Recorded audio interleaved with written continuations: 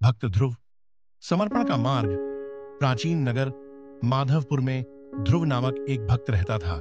बचपन से ही वह वेदों और ऋषियों की कथाओं से परिचित था, लेकिन उसके मन में हमेशा एक प्रश्न उठता, क्या वास्तव में भगवान को समर्पण करना संभव है?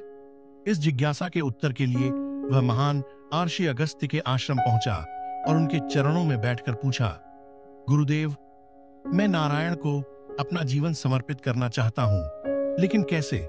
सच्चा समर्पण क्या है? ऋषि अगस्त्य मंद मंद मुस्कुराए और बोले, समर्पण केवल शब्दों से नहीं होता, यह एक संपूर्ण जीवन जीने का मार्ग है। आओ, मैं तुम्हें एक कथा सुनाता हूं। राजा हर्षवर्धन की कथा। प्राचीन काल में हर्षवर्धन नाम के एक पराक्रमी राजा थे। वे बुद्धिमान थे, लेकिन उनके मन में हमेशा चिंता बनी रहती थी, अपना राज्य खोने की, शक्ति छिन जाने की, प्रियजनों को खो देने की। वे भगवान विष्णु के प्रति समर्पित तो थे, लेकिन पूर्ण विश्वास नहीं कर पाते थे। एक दिन एक रहस्यमयी साधु उनके दरबार में आए। उन्होंने राजा को एक छोटा सा मिट्टी का घड़ा दिया और कहा, यह घड़ा तुम्हारी सभी चिंताओं को समेटे हुए है, इसे सुरक्षित रखना और कभी तोड़ना मत। राजा ने घड़े को सहर्ष स्वीकार कर लिया, लेकिन धीरे धीरे यह घड़ा उनके लिए एक बोझ बन गया। वे इसे अपने सिंहासन के पास रखते, सोते समय पास रखते, यहां तक कि मंदिर में पूजा के समय भी इसे अपने साथ रखते। कुछ ही दिनों में घड़े की रक्षा करने की चिंता ने राजा को थका दिया। परेशान होकर वे साधु के पास पहुंचे और बोले, यह घड़ा मेरे लिए एक श्राप बन गया है, मैं इसे संभालते संभालते थक गया हूं। साधु मुस्कुराए और बोले, तो इसे छोड़ क्यों नहीं देते? राजा हिचकिचाए, लेकिन अंततः घड़ा जमीन पर गिरा दिया। घड़ा टूटते ही उसमें से एक स्वर्ण कमल प्रकट हुआ।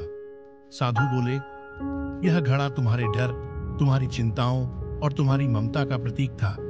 सच्चा समर्पण अपनी इच्छाओं को छोड़ देना नहीं, बल्कि भगवान पर पूर्ण विश्वास रखना है। जब तुमने घड़ा गिराया, तभी तुम्हारे लिए दिव्य मार्ग खुला। ध्रुव की सीख। महर्षि अगस्त्य ध्रुव की ओर देखते हुए बोले, यही समर्पण है। यह जीवन को त्यागना नहीं, बल्कि इसे भगवान को सौंप देना है। प्रार्थना करो, योजना बनाओ, कर्म करो, लेकिन फल की चिंता मत करो।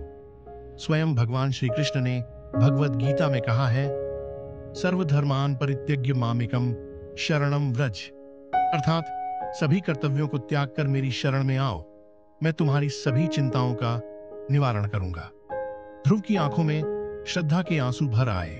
उस दिन से उसने केवल शब्दों से नहीं, बल्कि अपने हृदय से भगवान को समर्पण करना सीख लिया। इस प्रकार वह सच्चे समर्पण के मार्ग पर चल पड़ा, आस्था, विनम्रता और अटूट भक्ति के साथ।